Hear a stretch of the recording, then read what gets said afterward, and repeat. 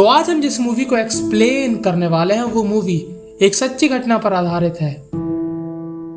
तो movie start होती है जहां पर यह आदमी शादी करने के लिए एक लड़की को देखने आता है। इस आदमी का नाम होता है फ्रेड और इस लड़की का नाम होता है डॉली।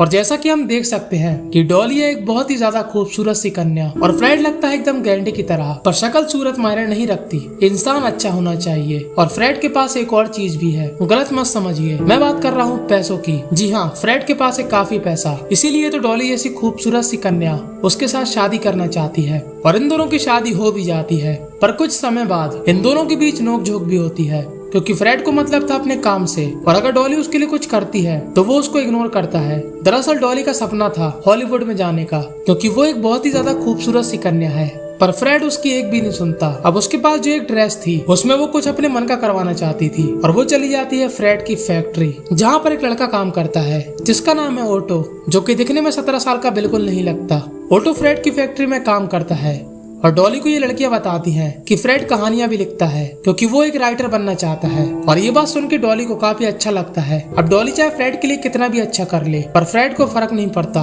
वो अपने दोस्तों के साथ पीता है, जानवरों की तरह खाता है और रात में डॉली के साथ बूम बूम करके सो जाता है। पर डॉली चाहती है कि वो उसको बाहर घुमाए और जब भी वो इस बारे में उससे बात करती है फ्रेड का पारा हाई हो जाता है। वो कहता है कि मैं अपना काम करूं या तुम्हारे शौक पूरे करूं।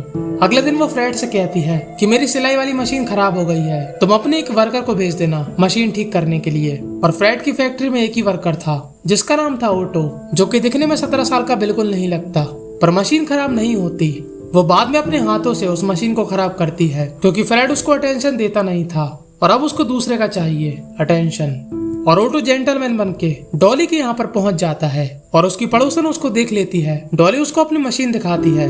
ओटो कहता है कि ये मशीन नई है, इसमें कोई भी प्रॉब्लम नहीं है, क्योंकि प्रॉब्लम थी डॉली के अंदर। तब डॉली उससे कहती है कि मशीन को भूल जा और मैं जैसा बोलूं वैसा करो। वो कहती है कि पहले मेरी चप्पल उतारो। तब ओटो की हालत खराब हो जाती है। तब डॉली कहती है कि तुमने कभी किसी लड़की के लिए ये सब नहीं किया क्या? तब ओटो कहता है कि नहीं, मैंने अभी तक एक भी खाता नहीं खोला। तब डॉली कहती है कि अपने कपड़े खोलो और डॉली उसको घूरने लगती है और हमको लगता है कि ओटो आज अपना पहला खाता खोल देगा, पर ऐसा नहीं होता। डॉली ओटो के अरमानों को जगाकर उसको वापस भेज देती है और कहती है कि फिर कभी देखेंगे। और अगले दिन ओटो फिर पहुंच जाता है इस उम्मीद में कि आज उसका खाता खुल जाएगा और वो काफी खुश होता है। और इस बार भी डॉली की पड़ोसन उसको देख लेती है और जैसे ही डॉली ओटो को देखती है वो उससे चिपकने लगती है। पर हमको लगता है कि यहाँ पर बूम बूम का प्रोग्राम शुरू हो जाएगा, पर ऐसा नहीं होता। डॉली उससे पहले अपने घर का काम करवाती है, क्योंकि उसको मालूम था कि ये बूम बूम करने के लिए मरा जा रहा, तो अभी ये उसके लिए कुछ भी कर सकता है। और काम होने के बाद फाइनली डॉली उसके साथ करती है बूम बूम।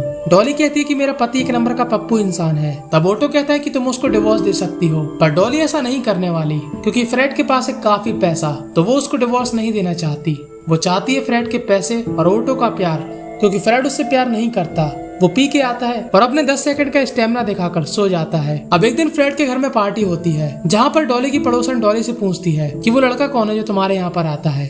तब डॉली कहती है कि वो मेरा सौतेला भाई है, पर फ्रेड उसको पसंद नहीं करता, इसलिए वो मेरे घर पर चोरी छुपे आता है। और अब डॉली की हालत खराब हो रही थी, क्योंकि ये पड़ोसन कुछ ज्यादा ही तेज है। अब अगले दिन जब ओटो उसके घर पे आता है तब वो उसे ऊपर का रूम दिखाती है, जिसको बोलते हैं एटिक। डॉली ओटो से कहती है कि अगर तुम मुझसे सच्चा प्यार करते हो तो तुम आपसे यहीं पर रहोगे। वो ओटो से कहती है तुम जो चाहो यहाँ पे खा सकते हो, तुम खाली समय में कहानी लिख सकते हो, क्योंकि तुम एक राइटर बनना चाहते हो, और फ्रेड के जाने के बाद जब चाहो मेरे साथ सुहागरात मना सकते हो। पर डॉली उससे कहती है कि तुम इस घर से बाहर नहीं जा सकते, और ओटो हो चुका था उसके प्यार में पागल, तो वो उसको हाँ कर देता है। अब ओटो अच्छे से अच्छा खाना खाता है और जब फ्रेड घर पे होता है तब वो अपनी स्टोरी पे मन लगाता है, और जब फ्रेड चला जाता है तब वो डॉली के साथ बूम बूम का मजा उठाता है। पर वो डॉली से सच्चा वाला प्यार करता था और इसलिए उसकी फ्रेड से जलती थी, क्योंकि उसके साथ बूम बूम तो फ्रेड भी करता था। और ओटो को फ्रेड के ऊपर काफी गुस्सा आता है, पर वो डॉली के लिए अपने आप पे कंट्रोल करता है और ओटो को अपनी ये वाली लाइफ अच्छी लगने लगती है और ये तीनों अपनी लाइफ में खुश होते हैं। पर एक बार जब फ्रेड डॉली के साथ चरम सुख ले रहा होता है तभी ओटो से एक किताब गिर जाती है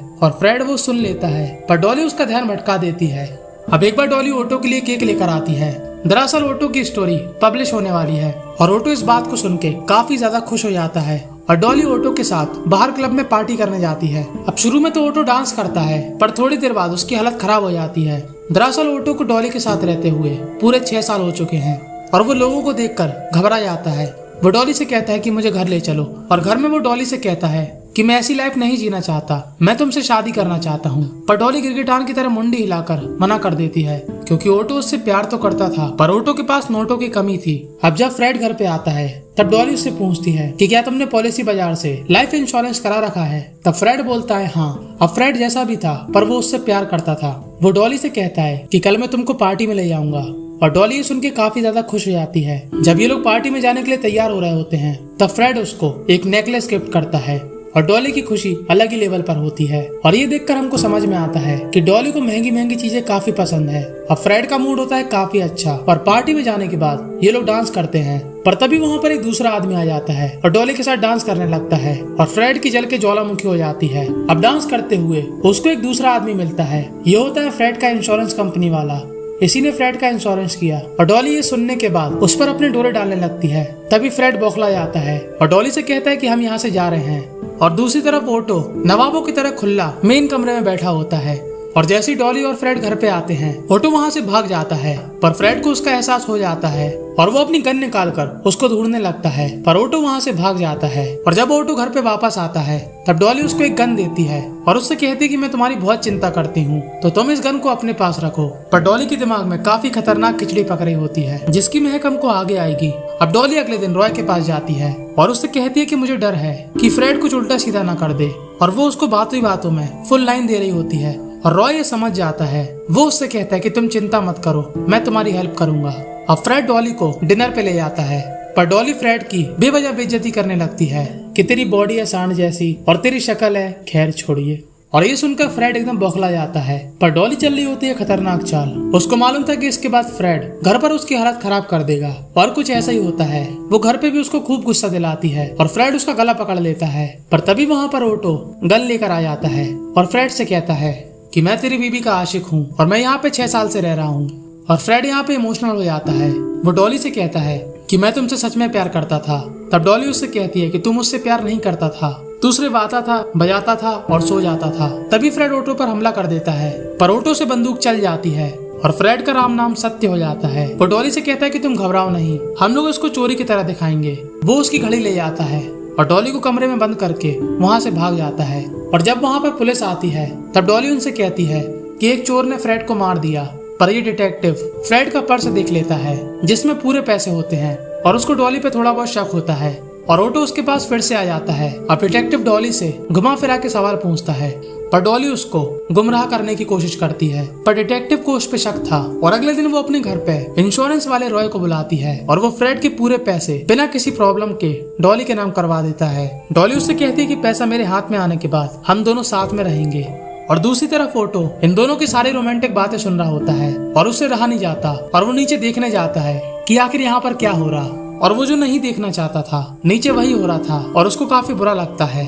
अब रॉय के जाने के बाद वो ओटो से कहती है कि हम लोग यहाँ से चले जाएंगे, पर ओटो उसकी एक भी बात नहीं सुनता। और तभी डॉली कहती है कि हम लोग हॉलीवुड जाएंगे और वहाँ पर तुम एक बड़े राइटर बन सकते हो, और ओटो उसकी बात मान जाता है। अब ये लोग आ जाते हैं हॉलीवुड, पर डॉली अभी भी ओटो को छुपा के रखती है। और हॉलीवुड में डॉली एक बहुत बड़े वकील को फंसा लेती है, और ओटो को काफी गुस्सा आता है कि ये बूम बूम के लिए मेरे पास आती है और पैसों के लिए दूसरे के पास जाती है। और अगले दिन डॉली का वकील उसको बहुत ही महंगी अंगूठी के साथ प्रपोज कर देता है शादी के लिए, और उस अंगूठी को देखकर डॉली फूले नहीं समाती और उसको तुरंत हाँ कर देती है। और घर पे आने के बाद इन दोनों की रोमांटिक बात चल रही होती है, और ओटो हमेशा की तरह ये सुन रहा होता है।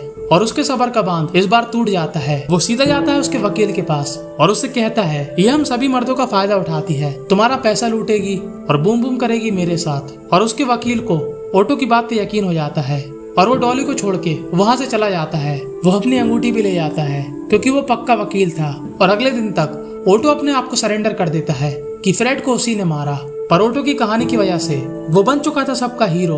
उसके काफी सपोर्टर उसको सपोर्ट करने लगे और उसको एक अच्छा वकील भी मिला। और डॉली का वकील वही पुराना वाला था क्योंकि उसको भी पैसे कमाने थे। वो डॉली के साथ हुए कांड को भूल चुका था और डॉली का केस लड़ने के लिए तैयार हो गया था। और ओटो को हो जाती है सजा क्योंकि अदालत में सबूत चाहिए था जो कि ओटो के पास नहीं था। और गन में फिंगरप्रिंट भी उसी के थे और उसने सरेंडर भी किया था। पर डॉली को उसके लिए काफी बुरा लगता है। पर ऑटो के तो बेचारे लग चुके थे और हम सभी को ऑटो के लिए दिल से बुरा लगता है। और बस यहीं पर ये मूवी दी एंड हो जाती है। और आप लोग मूवी का नाम और इस मूवी को कैसे देखें, इन सभी सवालों का जवाब मिलेगा आपको मेरे टेलीग्राम पर, जिसका लिंक दे रखा है डिस्क्रिप्शन में, जिसको आपको ज्वाइन करना है। और ऐसी अद्भुत और संस्कारी मूवी के लिए हमारे चैनल को सब्सक्राइब करना मत भूलना। और अगर आप चाहो तो अपने समय का बहुमूल्य हिस्सा निकाल कर ये साइड वाली वीडियो को भी देख सकते हो।